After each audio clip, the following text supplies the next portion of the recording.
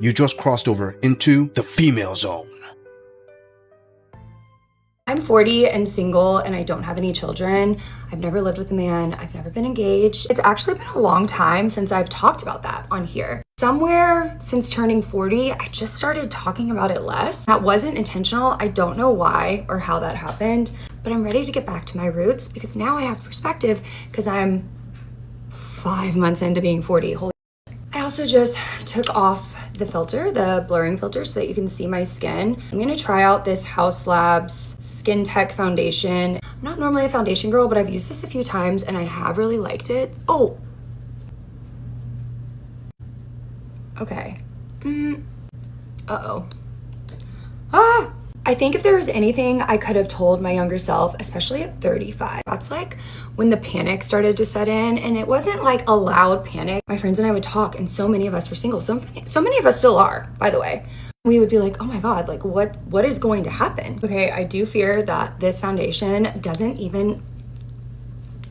even feel like foundation. This feels actually really amazing, and I think it looks really good, especially just as like the first layer of makeup. My point being, I feel amazing at 40. First of all, I have kept my health in really great shape. I would definitely implore you to focus on your health more than finding a man. 100% focus on your health more than finding a man, okay? Because your health is all that you have in this life. I think a lot of women waste their lives waiting to meet someone rather than just living their life in the moment. Fiction can be fun. Oh, really, sister? So, according to you, a lot of women waste their time waiting to meet someone instead of living the life. So let me see. A lot of women waste their time because they actually want to meet a man, start a family, have children, and try to fulfill a living life rather than, living your best life. Let me guess, I'm assuming that riding the carousel is a part of that, isn't it? I mean, seriously, sister, this is some amazing copium you're doing here. You're trying to convince the world, specifically women, or even more specifically yourself, that living your life for the party life and making videos of you plastering on about 5 pounds of fake up is what life is all about. That's what makes you happy. No, this is what we call copium. All right, sister, listen, you know what? I'm not criticizing. I'm saying, hey, if you being single, if you going out there and partying, working on your career and traveling and doing all the stuff that 20-year-old women do, but you want to do it for decades, if that's what floats your boat, go for it. Hey, more power to you. But don't try to convince women out there that is the primo thing. That's the most important thing. And being a mom is terrible. Because I'm going to tell you right now, the last 50 years of a social dynamic is not going to change thousands of years of evolution. Sure, you've convinced yourself up till now that you're at your prime, this is the best years of your life, and this is what life is all about. Fine, keep going. It's women like you that keeps the makeup business a billion-dollar industry and keep pet stores in business. Before we move on, I want to say thank you, fam, to all of my subscribers for supporting this channel. I truly appreciate all of you who leave comments, who like my videos, and share them on other social media platforms. I truly gotta say thanks, fam. If it wasn't for you, I wouldn't be here. And for those of you who haven't subscribed yet, I thank you for tuning in, and I hope you decide to hit that subscribe button. Moving on! I'm 39 years old, and I have never dated before, and right now I'm getting ready to go to my very first speed dating event, and this will be my first dating experience ever, and I'm very nervous. I want to tell you what I'm wearing and see what you think. My sister-in-law said that they're pretty casual, so I didn't want to overdo it, but I also wanted to show that I care and that I tried. So I have this cute skirt with a little peekaboo. I have some flat sandals, and I bought this bag specifically for special occasions, so this will be my second time wearing it. I got this shirt, and I put my hair up in buns. I don't have accessories, but I was able to find a ring. So that's literally the only thing that I have that's an accessory in my house. But this is me giving it a chance and a try. Wish me the best of luck. I'm really nervous. Maybe we better take off. Yeah, right. Sister, I gotta say, most women who are in their 40s on up, you being 39, you're very, very close, are already at a disadvantage when they go dating. Because most men of that age range, they're not looking for women in their own age range because they're usually in their prime. They're actually at a higher value. They are usually looking for younger women, because if they're looking to settle down, they want a woman who's like in their mid-20s, no later than their early 30s, maybe 31, 32, 33 at the most. And that's pushing it. That being said, on top of that, you said that you never actually dated your entire life. So you're going to start your rookie years in dating at 39? Wow, are you far behind? I mean, you're very nervous because you're going to go to a dating event. So you're going to do the ditzy 15-year-old girl kind of nervousness of dating at 39. Listen, this girl is not wishing you any bad luck. I'm just calling it as it is. You're going in at a huge disadvantage. On top of that, when you step back and you lifted up your arms and I saw all that loose skin hanging from there, sweetie, I gotta say, you're at a bigger disadvantage because you haven't been physically taking care of yourself. You're the equivalent of a middle-aged, overweight MLB rookie. Saying, I'm really nervous, but you know what? I hope I hit a home run tonight. Honey, you're going to be extremely lucky if you even get a chance at bat. I mean, you need to pay a consultant to help you manage expectation management, as in extremely low expectations. Moving on. I'm 54 years old. I'm divorced.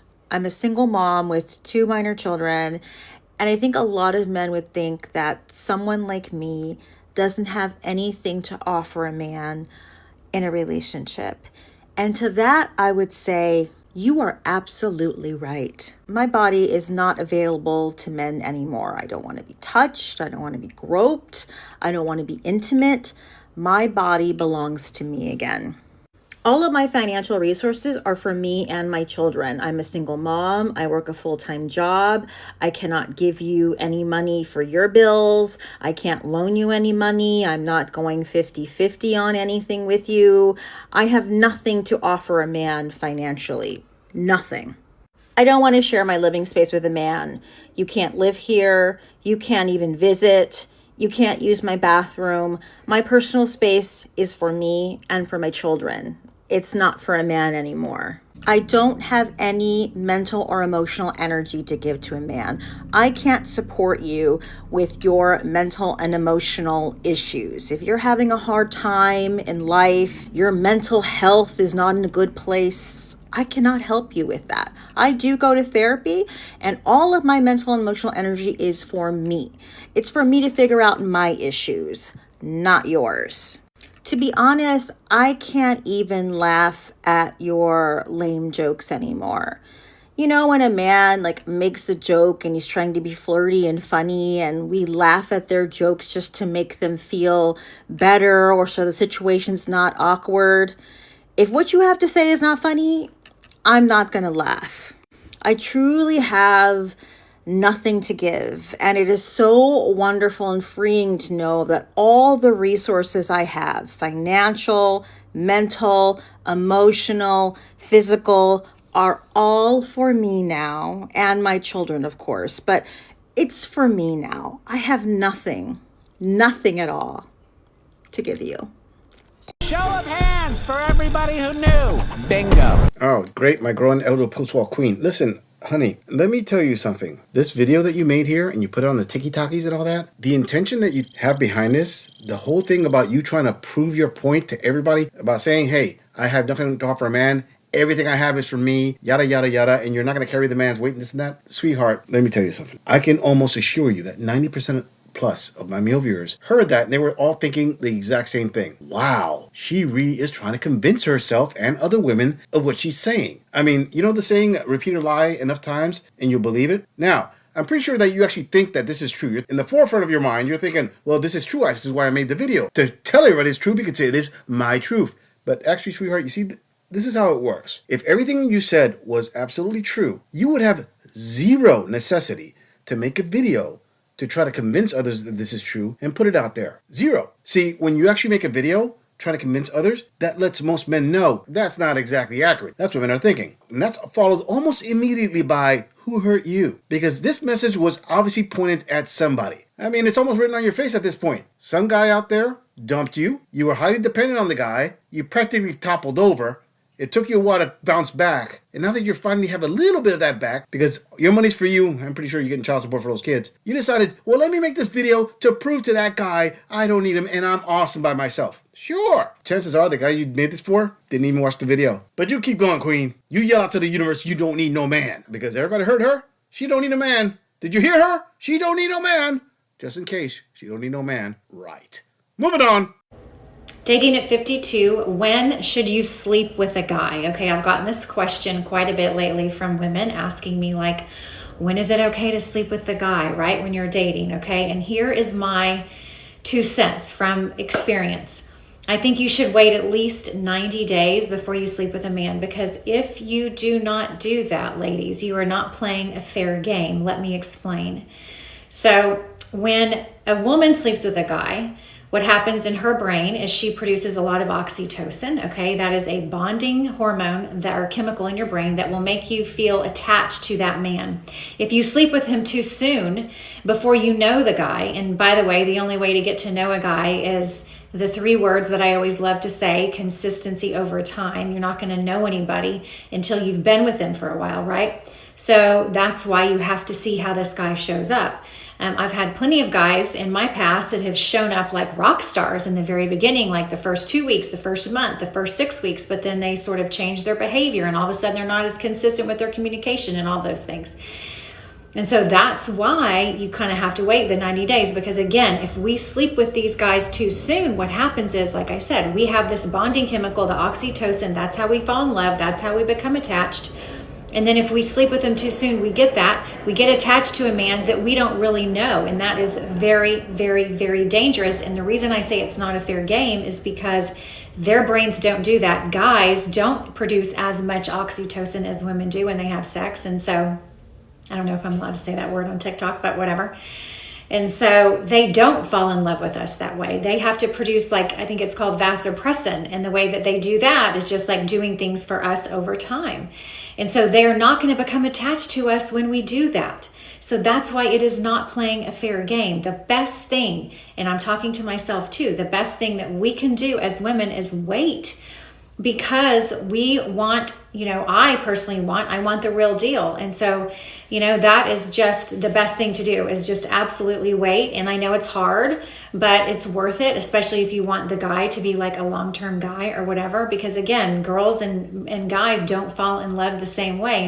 And the most dangerous thing a woman can do is become attached by having sex. And sometimes too, like I said, it's super dangerous, and it's just not a good thing to do. So leave me a comment and let me know if you agree. How long do you think a girl should wait before she does that? Because that is our power, ladies. That is our superpower when we start dating a guy. We are the ones who control that, not them. And again, that's not how they fall in love with us. It's completely different. It's through consistent effort over time. And so anyways, that's my 2 cents on that. So I hope that answered the questions that I've been getting lately about that, because that is definitely a big topic, but I stand by that, and I'm definitely going to be doing that myself. All right, Granny, that was some interesting advice you gave to women out there. Now, allow this gorilla to, shoot a few holes in your theory here. So you said wait 90 days until you sleep with a guy. So I have a few questions. Why should the guy that you're going to be attracted to at that age, which to start off with, at that age, it's a lot harder to find a quality guy than when you were younger. Why should the guy wait 90 days to sleep with you when chances are when you were a lot younger, previous men didn't have to wait that long? During this 90-day period, because you said you have to get to know the guy, what makes you think that another woman's not going to come in and let's say she decides, well, you know what, I'm going to date him, and then after about 2 weeks, I'll sleep with him. So why should he decide to go with you, then go with her? And you could say, oh, well, then he could do that if he wants a floozy. Well, why would a woman in her 50s sleeping with a guy after 2 weeks be considered a floozy? I mean, sister, you're not a virgin. You're not a 19, 20, 21-year-old woman. You are a woman in her 50s. You have mileage. You can't repackage that and then it's brand new again. Here's another question. What type of guy do you think is going to wait 90 days for you? Do you think it's going to be a high-quality guy that you're going to be attracted to that's going to check a lot of boxes? Or do you think it's a guy who can't get a woman who is a higher quality than you? Who can't attract other women? That he's desperate. He doesn't have a lot of the attractors that you want. Basically, a man in his 50s who's worked on himself, who's built up, is not going to wait 90 days because you think you have an awesome personality. Guess what? Whatever personality you could offer a man at that age, you could say, well, my 50 years of experience, I built up this personality. Okay, follow-up question to that one. What are the chances that there's another woman out there who's also in her 50s, hell, even in her 40s, that has built up enough experience that she can give the same kind of conversations that you could, but isn't holding out 90 days? I mean, sweetheart, in those 90 days, you're going to be getting everything you want, which is the attention from the guy. but you're not going to give him everything he wants. So why should he stick around? Food for thought there, Granny. I mean, I don't care how hungry the guy is or how much self-control he has. Even the most self-respecting guy is not going to hold out 90 days just to eat some dry biscuits. Emotional damage! I'm just saying, if you enjoy this audit, click on the video in the end screen for more content. If you would like to support the channel, please follow the link in the description to donate to our beer fund, or like, subscribe, and share this video on other social media platforms. If you agree or disagree with anything about this audit, please let us know in the comments. I'm going to leave this audit right here. I'll see all of you in the next episode.